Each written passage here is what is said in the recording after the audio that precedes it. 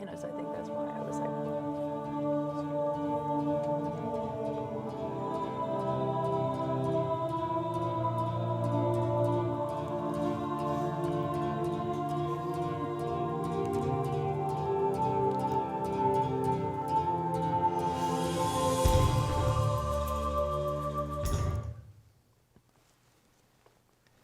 So welcome everyone. Tonight is our third in a series of programs called the League of Women Voters Empowering You, a program designed by the League of Women Voters in partnership with Dayton Access Television to provide unbiased, nonpartisan information on issues that are relevant to our friends and our neighbors throughout the greater Dayton area. My name is David Bodery. I'm a member of the League of Women Voters, and I'll be the host tonight for this evening as we discuss tonight's topic, food security in the Miami Valley. Our guests this evening include Commissioner Judy Dodge, who's been an advocate for quality food options in the downtown area, certainly, as well as abroad. Melody Bennett, who is our Executive Director of the House of Bread.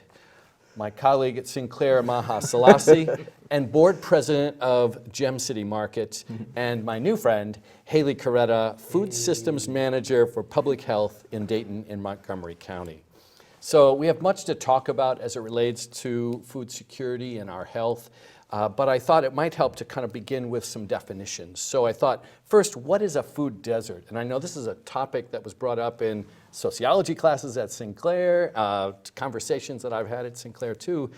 Food deserts essentially are areas that lack access to affordable fruits, vegetables, whole grains, low-fat milk, and other foods that make up a healthy diet, according to the Center for Disease Control and Prevention. Often that's defined by the distance people live from resources or grocery stores that would provide those kinds of things. In urban areas, that distance might be as little as, or as far as a mile away if they don't have reliable transportation, or in more rural areas, that might be 10 miles away. And it's also connected to poverty too. And it absolutely is. So I appreciate that. What I was thinking was, if that's our definition of a food desert, then, do we have food deserts in the area? And Judy, if you could get us started, you kind of served in Miami Valley for many years. I learned about some of your early efforts the other day when we were with the League. Tell us a little bit about how you first got involved with the issue of local food access, and then from there we'll kind of join in. sure. I was elected in 2006, and all of a sudden 2007 and 8 came, and we had a huge, as I call, tsunami in our area. So many companies left, and it became very, very, very sad in this area. And I'd say probably 2009, I was invited to participate in an agency, a nonprofit agency, to do a simulation. And they gave all of us a card and said, you have a mother and 2 children, one's a diabetic. This is your play money. Now go in where the food is here and get enough food for them for a week. I was stunned that I couldn't even hardly get them enough decent food even to finish the week off. Right. And that's when I realized that this is just so commonplace with so many areas. So I really started looking into it. I developed the Food Policy Coalition, thanks to Public Health. They joined me and some other individuals, and we started working very hard trying to figure out how we can come to grips with so many individuals here that wake up hungry. Children go to school. I went into several schools and they fed them breakfast, and they would tell me that's the only food now they're going to have the whole day. And they would give them backpacks of food on a Friday to take home for the weekend so they could eat for the weekend. So we have a lot of work to do, but I'm very pleased with a lot of the work that we have been doing, and I can talk about that as the program goes on. I So appreciate thank that. you. And we will. So Haley, what can you add from the perspective of public health? Sure. So we know we have about 19% of our census tracts in Montgomery County are considered food deserts with the definition you explained. Over 66% of those are within the city of Dayton. And so that kind of gives us an idea of where we need to start. And we know oftentimes food insecurity is influenced by income, race, ethnicity, employment. and oftentimes that'll influence if you can even buy healthy, fresh food. And so if you even have enough food to eat every day, but then you have the next problem is, do you even have fresh food available in your community if you did have the means to purchase it? Right. And so that's really where we're focused on, is how do we not only improve food insecurity, but also improve our food deserts so people have access to fresh, healthy foods to live a long, healthy life. Right. And of course, we know about the impact that that's had in terms of the closing of, first of all, I guess it was the Kroger, but then it was the Aldi's that also closed last spring. It was last spring, right? Yeah, about a year ago. Yeah, almost a year. So And they're getting ready to close another Kroger's. Yeah, exactly. Several Kroger. And then Yeah. also on Third, I think it's Xenia Avenue. Yeah, on Third Street. after the fire. Burned well, we down, had the yeah. fire. That's right. Yeah, and Food Town if you want to go travel it. So it's like, Right. yeah. Yeah, so it becomes really problematic because each time then that food desert expands further and further out. And I kind of wanted to bring up that, like, so food deserts implies, like, when you hear desert, it implies like a natural phenomenon, you know? Right. And so I like to use the word food apartheid because I like to acknowledge the structural mechanisms that create the food deserts, because to me, I think that brings hope, because if you just say food deserts, like I always tell my students, like, I'm not gonna take they might want to take a trip to the Mojave Desert with me, if it was free, right? But we're not gonna go out there and pull buckets of water and then make it a desert and an oasis, And so, but when we acknowledge the structural mechanisms or the policies and the historical, context, kind of like Haley was mentioning, that created the food deserts, then that gives us hope, because if it was man-made, then if it was an imagination, we can reimagine it, right? And so I think that gives us power when we know that we can change it, So I leave it to my sociologist friend, right, to recognize that matters. It absolutely does. Melody, you've been working with House of Bread it's been... I actually came in 2009. Yeah, okay. So it's been 10 years. I know that the House of Bread serves a lunch every day, 7 days a week. You're seeing hundreds of people every day. What can you add to this conversation about? Well, put me on the spot, David. Oh, well, sorry. But, what we see is a true hunger in our community.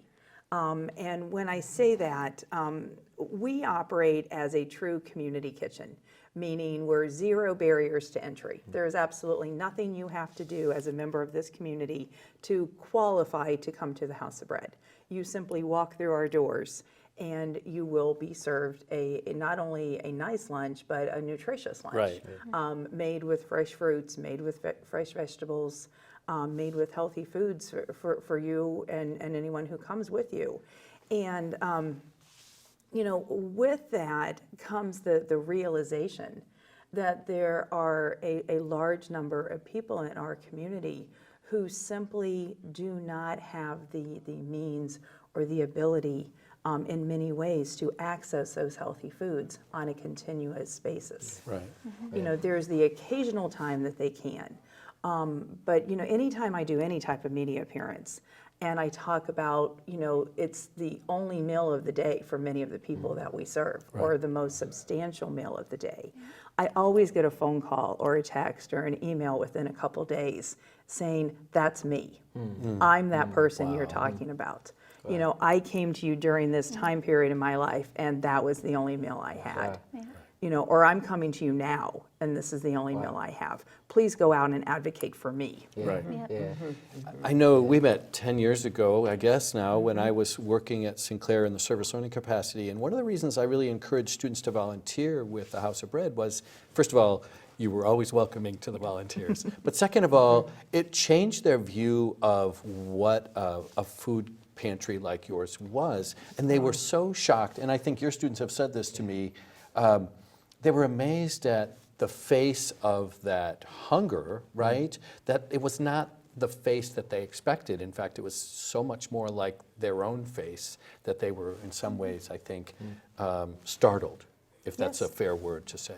I think that's very fair, and that's a common reaction by anyone who volunteers with us for the first time, is it's not what you expect.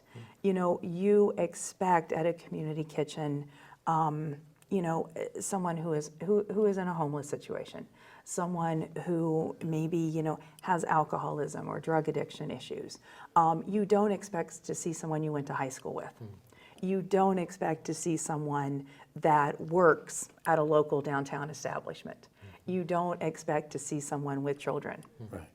It's not what you in your head have an idea of who comes to a community kitchen. Right. Could I ask you a question, and I don't know if you have an answer to this. So you've been doing this 10 years. Yes, ma'am. In all this time, have you seen families, let's say the first couple of years, now you're seeing that, oh, they got a job, they've got their own place, and they come back and say hi to us, but now they're on their way to be successful. Are you seeing that at all? Yeah, Judy, I would love to say yes. I really would. And we see glimpses of that. We honestly do see that occasionally. I think quite often, I often describe it as a funnel. If you're pouring something down a funnel, let's say it's the holidays, you're making gingerbread cookies, and so you're using molasses, and it's really nice and thick. And for whatever reason, you're going to pour it down a funnel. And you get to the bottom, and some of it gets stuck. Right. And I often describe that as someone who is living day to day, year to year in poverty. You are stuck in the bottom of that funnel. And you feel like every time somebody tips the funnel a little bit, you have you have a chance, and then something happens. Gosh darn it, your car blows a tire. Right. Yeah. And suddenly you're struggling again. Yeah. Or, gosh darn it, you got your hours up to 35 hours a week, you can make your rent. Almost Yeah. there. And yeah. your hours get cut to 30, and you can no longer make it. Well, and we've talked about, and I know you teach in your class, so then you get the full-time job, but then the assistance that a person was on is cliff. lost, and they hit the cliff, right? Right. So I've learned so much from Amaha's classes. So you're right. I think that people end up getting stuck, and that's not intended. It's not certainly our objective in terms of our policies or our efforts. And yet- I think I'm so glad you raised that point, because I think that really points to, like, if we're going to create change, it's understanding that experience, right? And really centering policy, centering that voice and that knowledge as being like legitimate knowledge, and like I think it's some of the hidden aspects of like how our current system is working, right? And so like you go to those that are at the margins, right? And like centering their voice and understanding, like, if we build policy around them, then everybody else is gonna benefit, right? But oftentimes their voice is not at the table, right? And so like what ends up happening is that we can create great policies and we can do great things, but it's like it's not achieving the thing because we're not really understanding the inner workings of like how it's all or it achieves come part together. of it, but not the whole of it, Not the right? whole thing. Yeah. Yeah. And I also want to shout out that I run a after school program called West State Strong, and we get our food from. so it's not just she also helps out multiple programs in the area that are in food insecure areas that so our kids really value the meal. So I want to thank you for that. Well, and the kids having something to eat for dinner is a huge that's a monumental I don't want to say it's an effort on our part. That's not what I mean. But that's monumental for families. Right. To that mom or dad picking up that child from an after-school program, and they've already had the opportunity to have dinner. Right.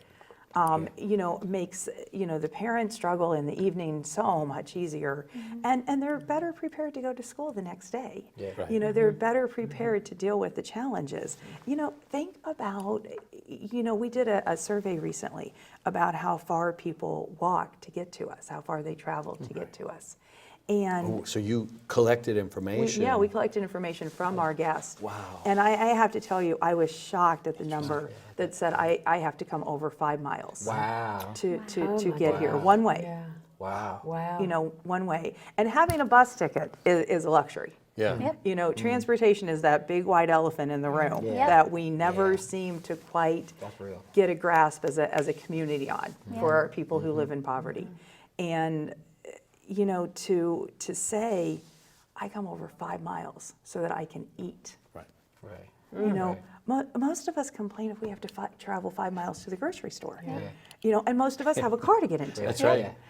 And we're still so- complaining as we carry our bags to the car, right? Imagine carrying those bags either on the walk or on the bus. Absolutely. And those are challenges that oftentimes I think people don't Yeah. think about. Now you have to talk about your family, your brand new dining room there. There it is. That's great. That's great. Well, one of the things that we realized at the House of Bread is, we're in a very high poverty area where children, every child going to school receives a free lunch. And it says a lot about, the economics of your area. And we realized that not that many families were coming into us. It's one big dining room. And, while there's beauty in that, there are also challenges in that. Think of your table at home being multiplied by, 12. And, not everybody's going to get along and, Sure. act nicely toward Grandma Jean. And so we went to the community and we said, we will do this as cost effectively as we can. Will you help us build a dining room for our families with children? And the community responded. We were able to do that without going into debt, which was our goal. And since we opened the end of March, we've served over 8,500 meals to children in that family dining room. So I just know the importance of eating with family, right? Yes. And how important and sort In of your own area. stabilizing so that you've is, got right? somebody here just sat Yeah. down, you have no clue who it is. Right, Yeah. so You that's talk to huge. Yeah, it's them. amazing. Yeah. Well, That's they really get their cool. own space and they get their own environment where they as a family can eat together. It's like creating their own kitchen table, which I think should be our goal as a community, to have more families with the ability to gather around their kitchen table. It's where conversation as a family happens. And one of the most beautiful things that's happening is the conversation between families in our dining room. The sharing of hints, that sharing of good information. Sure. You know where I found my kid's school uniform? Right? Yeah, right. Yeah. You know who could help me with that was Yeah. this person. Gee, or it's so funny because we'll say, well, what, did you ask the House of Bread? Can they help with that? Where someone was just coming in for lunch and suddenly we're able to help them with a different need that they might And I have. know you're so good at connecting people to the existing resources that are in Yes. the community too, so I really appreciate that. Building Yeah. social capital. That's so That's important. right. Yeah. That's right. Absolutely. Yeah, that's So- so important. Let's unpack this a little bit more because let's assume then that we have, and I think you said 66% of our Dayton community. Of the census tracts in our food deserts here in the county are within the city. Okay, so 66% are within the city. Yeah.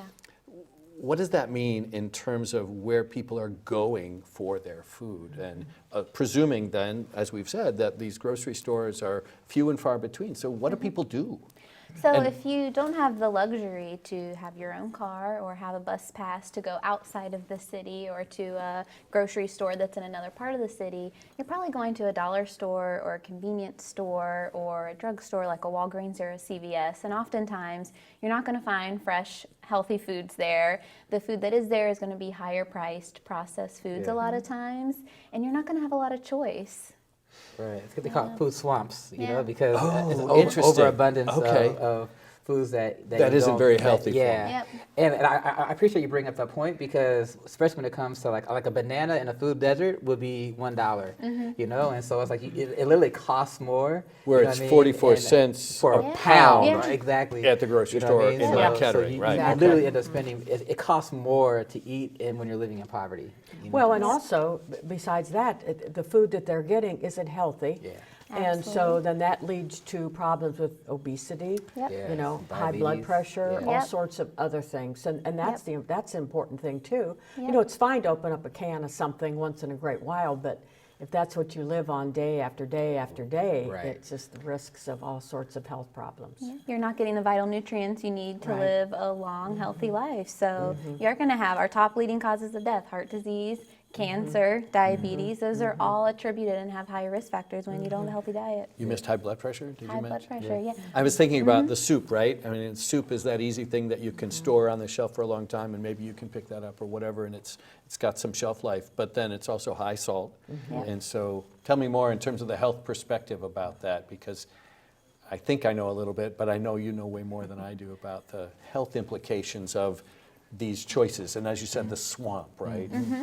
Yeah, well, if we're not having fresh, healthy foods every day, we're not getting to have fruits and vegetables, whole grains, which we often don't see in these convenience stores whatsoever, or even just a low sodium option, Right. like low sodium canned green beans or a low Okay. sodium soup. You're just, when you go to a supermarket, you have all these different choices. Way more than I You have need. gluten-free, whole grain, multi-grain. I mean, you get to pick every day. And for someone that lives in a food desert, they're just not going to have those choices. And so you're going to be more likely to be overweight or obese, which can lead to heart disease, diabetes, hypertension. And most likely, if you live in a food desert, you're also dealing with lower access to health care and poverty and transportation, which, so then at the point Yeah. of you even have this health condition, you have a really hard time of managing it because you don't have the resources to manage it. And I think that's a good point, because to me, food is like the canary in the coal mine, right? It's like it's an indicator of a lot more things that are happening, because it's like it's a web that's all connected together.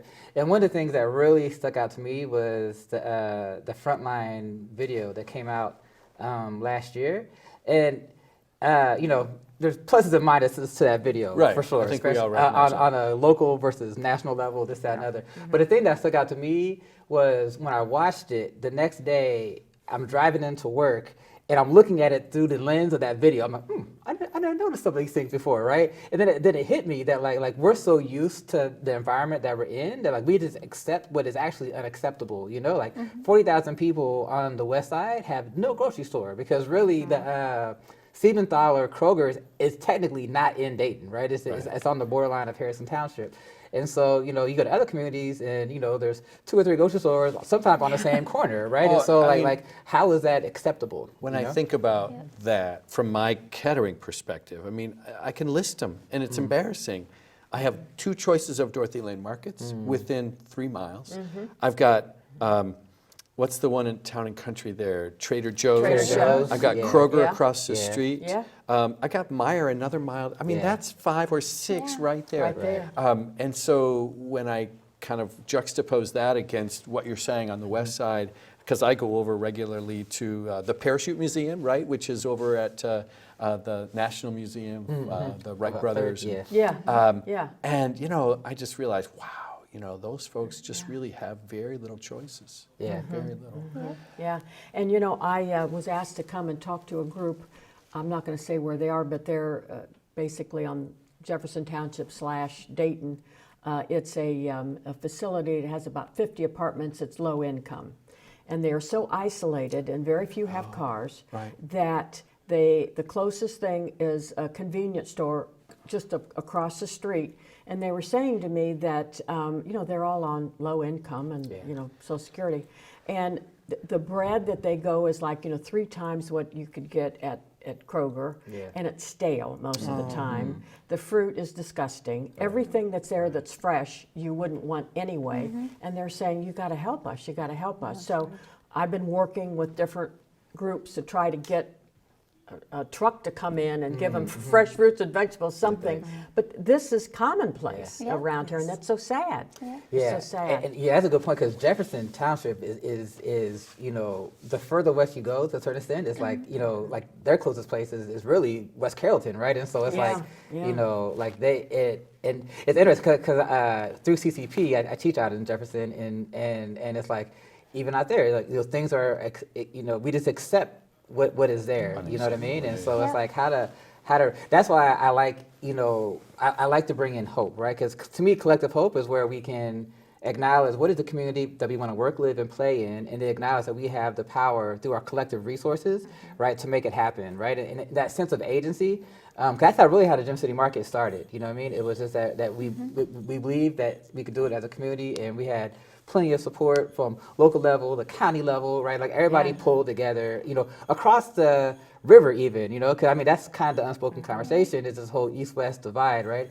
And so like this was a project that everybody kind of, you know, once the need was lifted up, you know, everybody came together. And to me, that's even like the process of healing our historical wounds, right? That we can build that shared future from a divided past, you know? And so it's like how we can really, you know, food is also a way to pull the community together.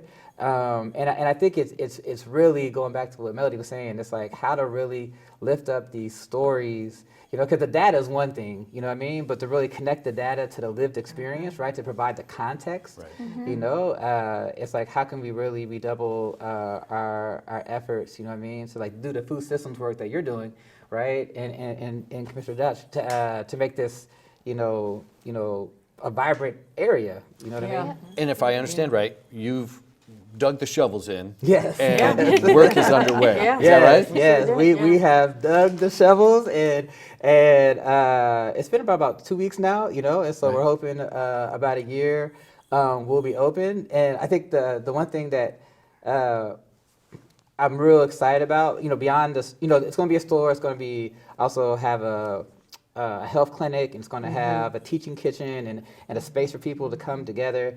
But at our grand opening, or not a grand opening, but our groundbreaking, it was that like we had it so that the community helped put this together. So it was a community shovel, so everybody came could and celebrate, and that like to hear people's responses that day, they're like, yeah, we did this, right? Like we are the ones we've been waiting for, right? And it's like how we can truly just, I think especially on the West Side, we haven't had the level of development that like there's a sense of like, I wouldn't call it apathy, but it's this sense of like, beat down so much that we're scared to dream, you know what I mean? But now it's like people are dreaming again. Okay, yeah, it's the biggest project we worked on, but I mean, development wise, it's a pretty small project, right? And so it's like, so what's next, right? What can we do to continue to transform our community and increase access to fresh fruits and vegetables and all the other resources necessary to live a vibrant life? So, and what Gem City Market is doing is really exciting, and I think you're right, very hopeful, right? But it's not the only thing going on in our community, right? What else is going on? Judy, are there other things that you know about? Are there things you can share? Well, I couldn't be more pleased. Several years ago, Montgomery County, with Public Health and Homeful and the RTA Center, we opened up a fresh fruits and vegetables market right there at 3rd and Main. And it was one of our people on one of our committees that was standing right outside there in his office looking, and he said, all of a sudden I'm realizing, look at all the people getting on and off the buses. They go into the hub, then they leave again. Wouldn't that be great to put a fresh fruits and vegetable stand in there? So we started that, and it has just gone bonkers. It just couldn't go well. Just think about it. People, they get their tokens to go on and off the buses. They go in there. They have maybe 5 minutes. Next thing you know, they got a bag of some fresh fruits and vegetables. And they also put together every day a little bag. I mean, it's not free. You have to pay. A little bag of like bananas, oranges, anything else that, just a couple dollars, and that could be their lunch as they go to lunch if they're taking something. So it couldn't, and then they also have volunteers that come from UD, and they have a table set up a couple days a week, and they show different recipes. Well, this is what you can do So with some a turnip education for, on like, it. something like that. So it's very successful. I couldn't be more pleased. And I think another monumental part of that is the, it's EBT, like I was going to ask. EBT, right? And so like Exactly. that's huge, Oh my right? gosh, You know what I mean? Like Yeah. so like That's right. it's such a win. Oh, yeah. And It's produce perfect. perks, so you can use Right, your EBT, right. and then produce perks will double your money. You can spend up to Exactly. $20 Oh, so on I didn't know produce that. and get Yeah. a free $20 Yeah. on produce Yeah. on top of that. So Yeah. you're going to double your money. Yeah. Right. So how come I didn't know about that? I guess because I'm not going to the RTA hub and I'm not in Yeah. tune with that. But that's so cool.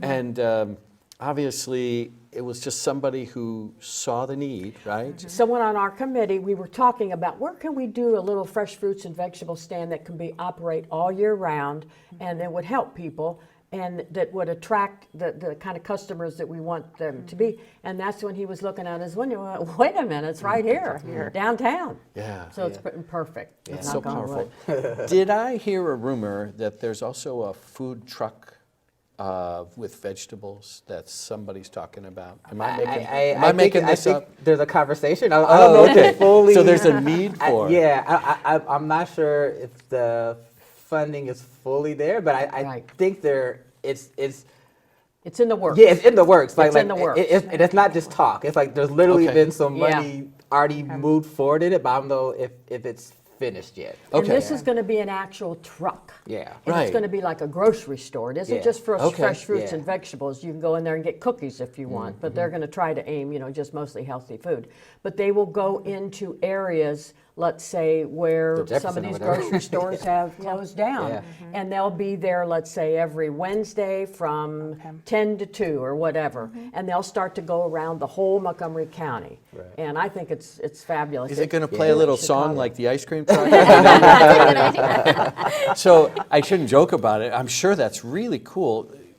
I don't want to ask questions that maybe we're not ready to talk about, but is this going to be like a for-profit? Is this a not-for-profit? I think at the beginning it will be barely making it, but they Okay. assume it's going to be for profit after a couple years. Right. It's going to take a couple years. Right, okay. Yeah, but they're out there looking for money, and it's they're very optimistic. Yeah. Well, there are definitely areas in our community who desperately about need it. that. Yeah, You right. know, Can you imagine? Yeah, I mean, I always go back to if more families could gather around a table and those conversations that happen Yeah. over food. And, gosh darn it, putting food in a backpack, there's just not going to be a conversation that goes on through that. Yep. Yes, the child will eat something, but will the child be nourished in any other way? Yep. And yeah. I think that's what we should be striving for as a community. Right. Yeah, I mean, I think that's, like when we're talking about like the community as far as our social connection and, like how a lot of families probably don't even eat dinner together anymore, right? Like I think that's hugely important, because even in organizing, I mean, one of the key ways to organize is around food, you know what I mean? So Right. like food really is this critical piece, you know what I mean, that can often be overlooked or whatever, but like the value that food brings beyond just the nutritional value, right? Yeah. The Sure. social value of it That's right. is huge. So neighbors don't gather together to eat in a low-income area because no one has enough food to share. Right. I mean, short of, maybe the occasional, cookout during Right. the summer. Right. But in general, you don't invite your neighbors over because you have nothing to feed them. And you lose that critical community connections, those personal connections we can make. Right, absolutely. Now, don't forget the food bank. They have a food truck that Yes. goes around, Yep. to different areas, and they do offer free food to. Yeah, to- and to that's some of the amazing. areas. If you've never seen before, because I do a lot of work in the Soda Bass, and they Yeah. come out regularly, and it's it's this huge Yeah. line where you can Oh, get yeah. this, and, Well- it's amazing. But I think it's also important to realize that even the students at Sinclair are benefiting from the food bank. Yeah. They have a trailer or a truck that they'll bring over, and once a month we have on a Wednesday, I think it Yeah, I think is. so. Yeah. And now Sinclair is going to open up a food pantry on our Excellent. campus. As if I understand right, Yeah. Wright State has now 2 food pantries. Did No, I I read think it's that I think it's Ohio State. Oh, Ohio State Yeah, has Ohio 2, State okay. has 2, yeah. And Wright State has State one has food one, yeah. pantry. Okay. I think I don't know what the right word is, this existence of need is so prevalent. I know that I was working at my church in Kettering, and there were people in the committee that were like, well, there's no poverty in our community. And I'm like, oh, you have not opened your eyes. The poverty is right next door. So often I think it's there. And so I think we do need to find ways to open our eyes to that need and then try to find ways to reach Yeah, that. so it's interesting. So like I teach a class on Wednesday that's in the same building as you can get. Like so, right now you can get a meal at Free lunch. a free meal. Yeah, and so literally like 4, sometimes 5 of my students every 11 o'clock. You know what I mean? Like, Yeah. my class starts at 11. Like they want to make sure they don't miss it, so they run up there, get food, and they bring it back. You know what I mean? And so it's like it speaks to the underlying need, and I think like. Especially when we're talking about, like, I mean, this is college, but especially with younger kids, right? Like how does that affect their ability to learn and to concentrate? And, it's like there's these ripple effects, you know what I mean? Like if they're getting, high processed food and super donuts for breakfast or whatever, you know what I mean? Right. Like the effect of that on their education and things. So. Sure. Absolutely. Well, and I think, too, we'd be remiss not to mention that, this, and I don't know where the study came from, but, we just saw this. The city of Dayton, unfortunately is on another list, that over 28% of our Black families are living below the poverty line. Yeah. So, there's a huge racial disparity too, Right. amongst people, primarily, your people in suburbia, don't see, Sure. Yeah.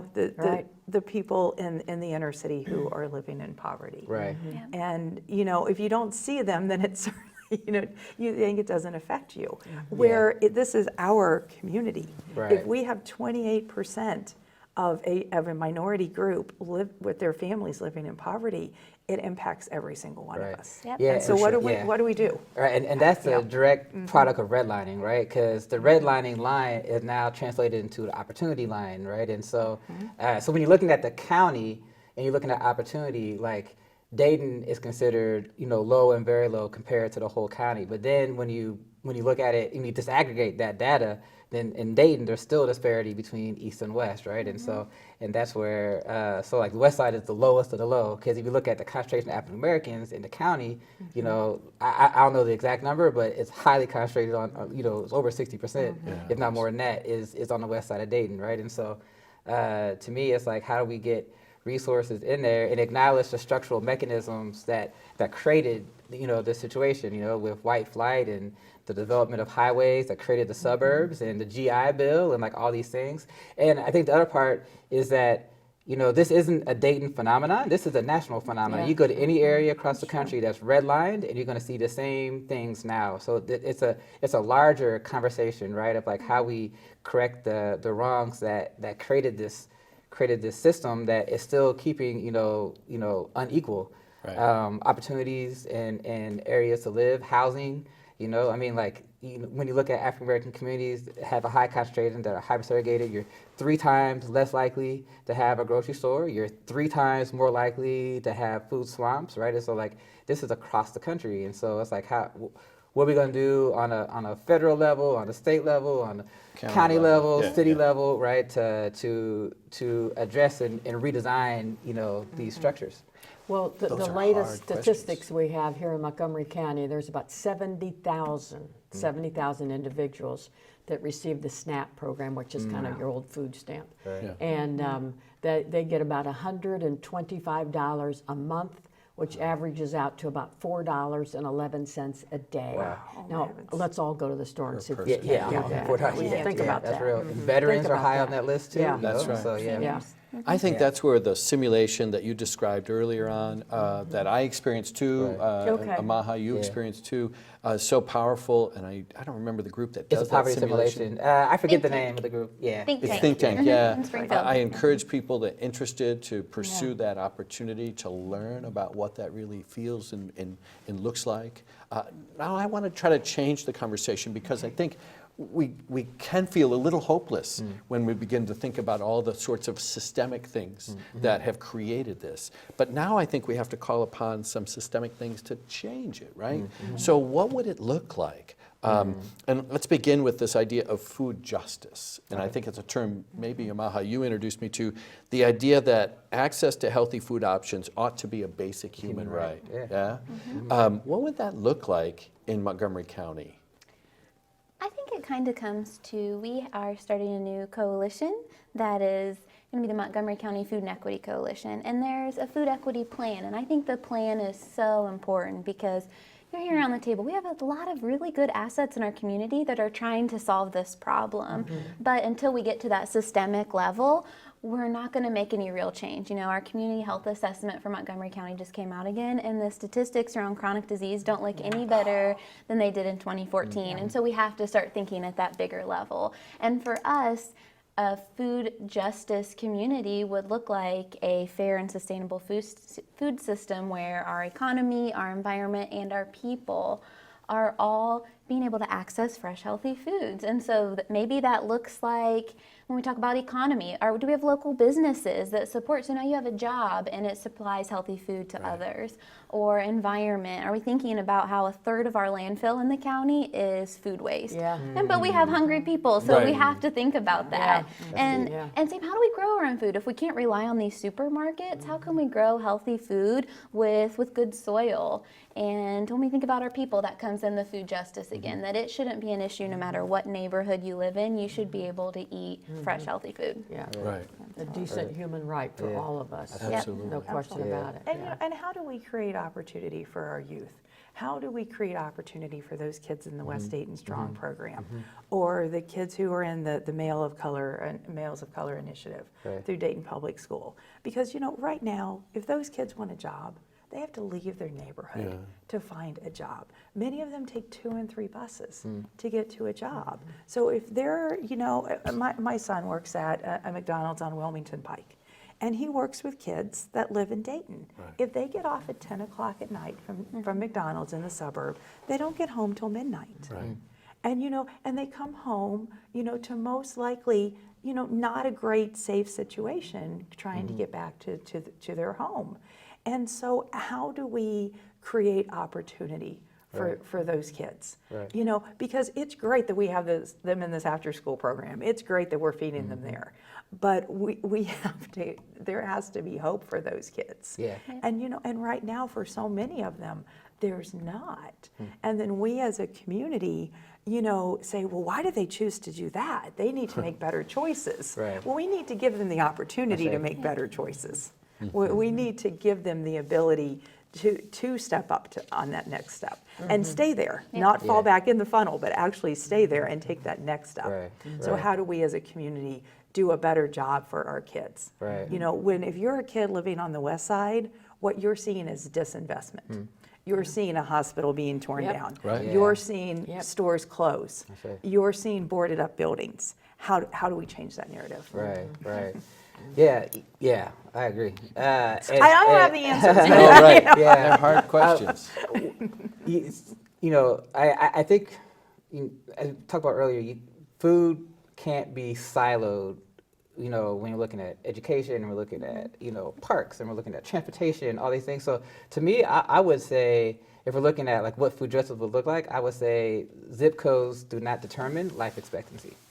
Because right now, it's like we can go by zip codes and we can talk about, you know, disparity in life expectancy. In Dayton, it can be 6-7 years difference, you know what I mean? Infant mortality rate, it's going to be different, right? There's so many things that that zip codes determine that, like, I would say in an area that has food justice, that will no longer be an indicator, you know? And Haley, your data that the County Public Health Office supports what Amaha is saying. Absolutely. I mean, he's really talking about where we live, learn, work, and play, our social determinants of health. Those impact, and we have to start thinking about what impacts our health. And it's all these things that Amaha is talking about. Something that public health very much supports is health in all policies, that there should always be a health equity lens in every single policy that we make in our community, because those are going to be the impacts. Is transportation. Well, I didn't even realize that was going to affect someone's health when we made that decision. So it should be a part of the conversation every step of the way.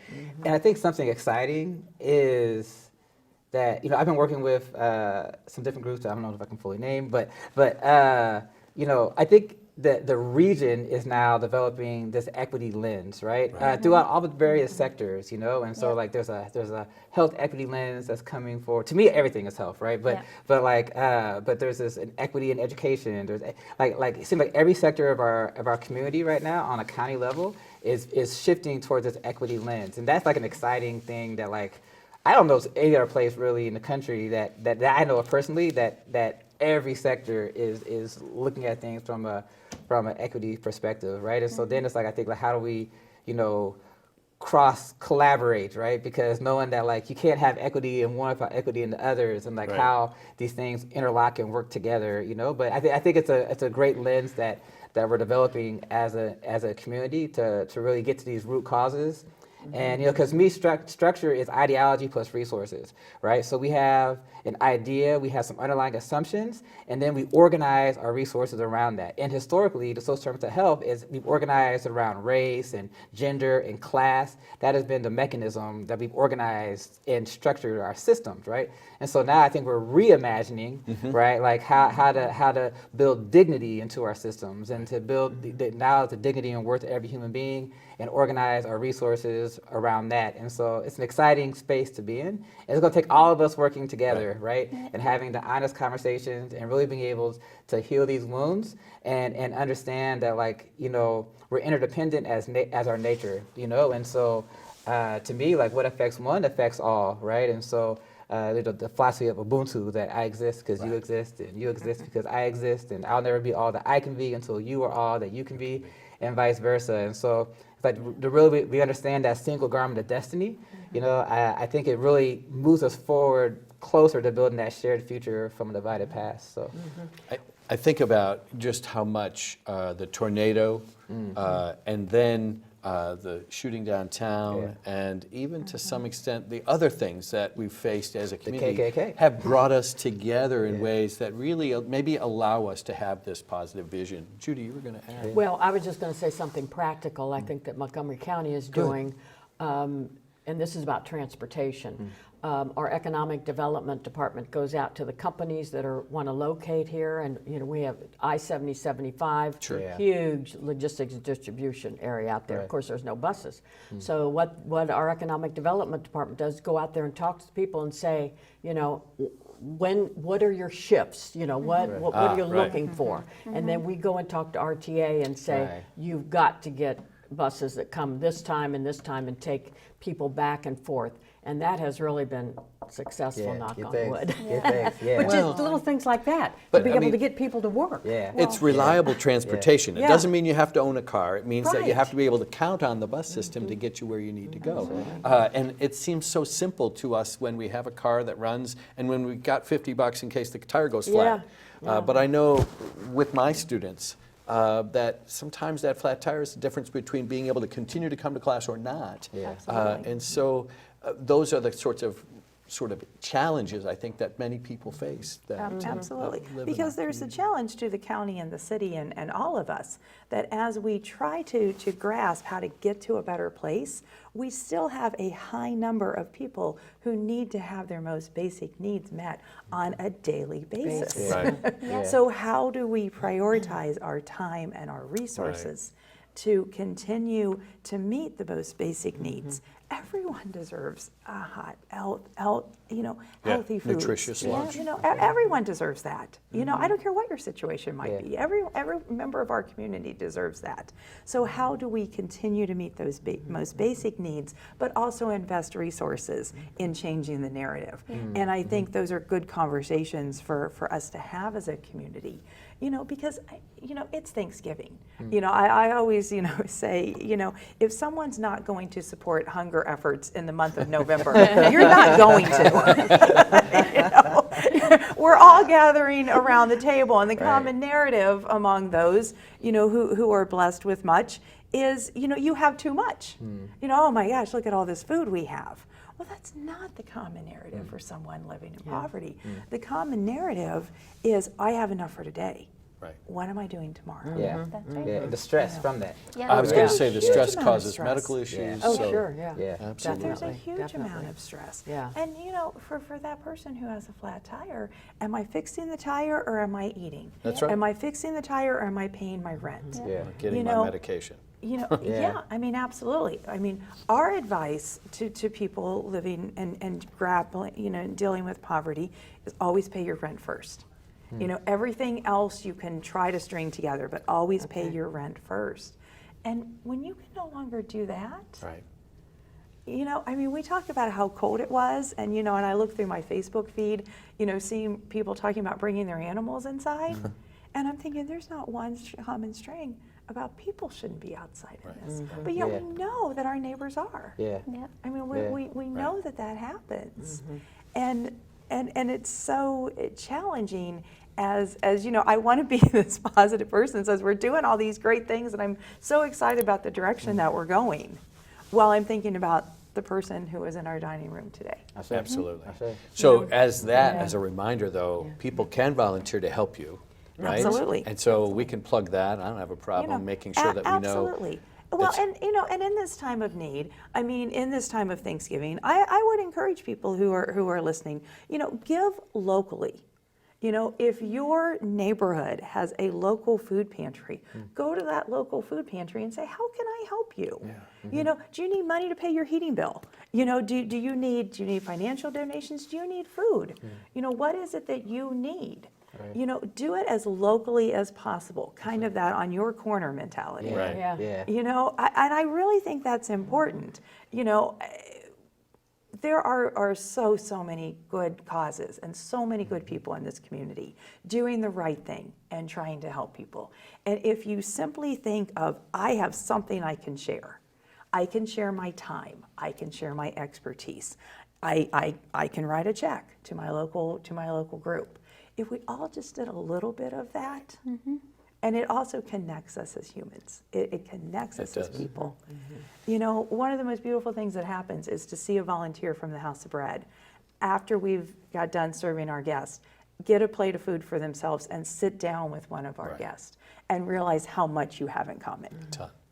You know, absolutely. Right. You know, you can see two grandmothers talking about their grandchildren. You know, how beautiful is that? right.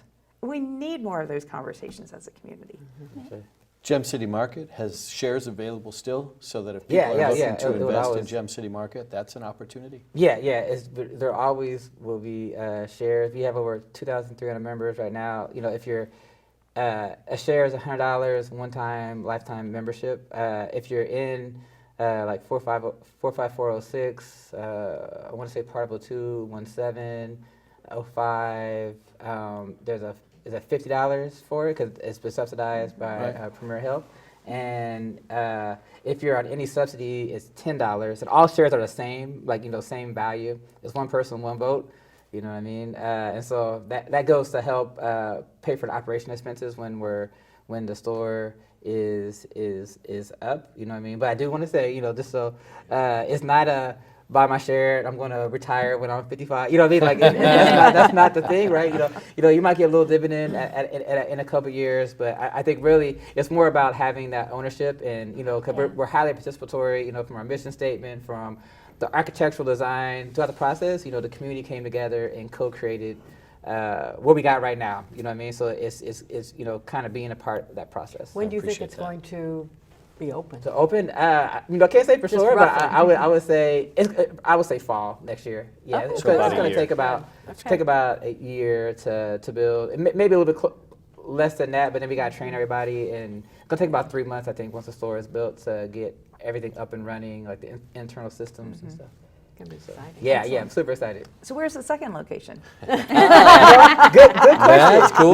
No, I mean, like that is the goal, right? Like we want to have Sure. an anchor, and then we want to go further out into areas that don't have food access, you know. And so that's definitely a conversation we're having. And even right now up Xenia Avenue, we're working with East End Community Center, good. that they have bought a convenience store.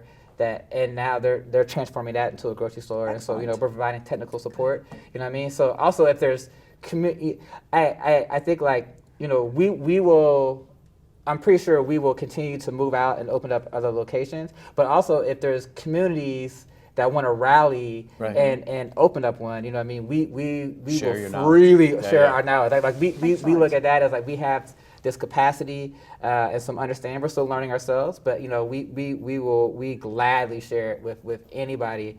You know, if a group wants to come together and open one up, kind of like Food Town just closed, right? So like, if there's people that are interested, I mean, we are more than willing to share anything that we can.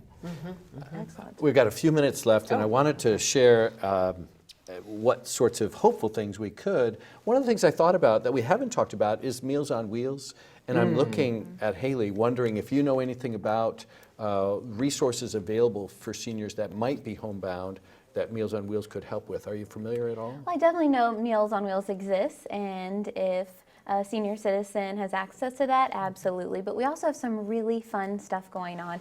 One of the things you haven't seen in Southwest Ohio is the Senior Farmers Market program. Oh. We've never been funded for this program that exists in other communities in Ohio.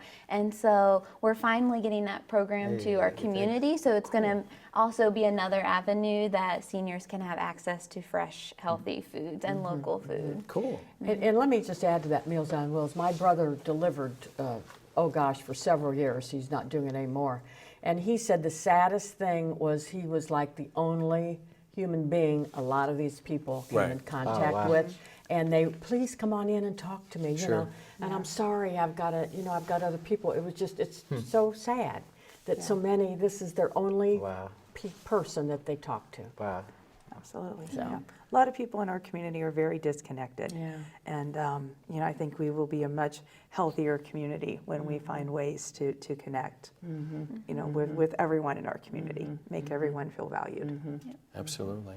Well, the longest table is another project Yeah. that I know Yeah. that Love it. Yeah. Yeah. Updayton has worked. I think it's Updayton that worked on that project. Am I Yeah, right? it came out of Yeah. So I mean, I think it's a little chilly right now. we can do it on the side too. But yeah. But I think I would encourage viewers to look for opportunities like the longest table to have those conversations with people that you may not think that you have a lot in common with, but you might discover you have much more in common with than you realized. Sure. Encourage people to think about Gem City Market. Look up the website, Yeah, Gem City Market. gemcitymarket.org, I want to say. I think so. Yeah. And Might be House of .com, Bread yeah. too. House of Bread, absolutely, Houseofbread.org. Yep. Absolutely. You know, we're open 365 days a year because we believe that no one needs to should go hungry any day of the year.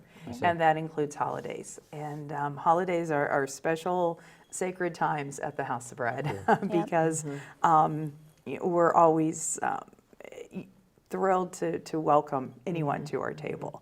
And it's a pleasure to do so. It really is. And I will tell you, you know, after 10 years of doing this, you know, I feel like I could do it another 10 and possibly nothing would have changed.